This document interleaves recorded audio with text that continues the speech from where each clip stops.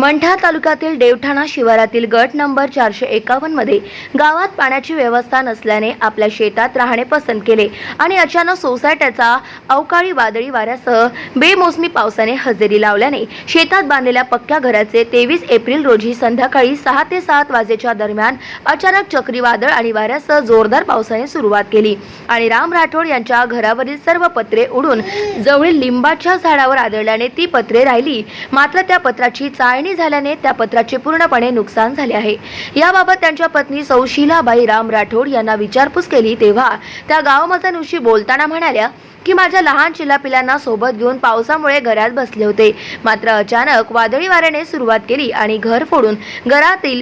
घरावरील सर्वच पत्रे उडून गेले आणि त्या नव्याच पत्राची चाळणी झाली आहे, मात्र जीवितहानी झालेली नाही। हीच मोठी देवाची कृपा आणि माझे जवळपास 1 लाखाचे नुकसान झाले आहे, तरीही साहेबांनी माझ्या घराचा पंचनामा करून नुकसान भरपाई द्यावी अशी मागणी राम राठोड, विनोद राठोड, एकनाथ राठोड यांनी केली आहे। गाव माझा न्यूजसाठी बाळू गायकवाड, जालना।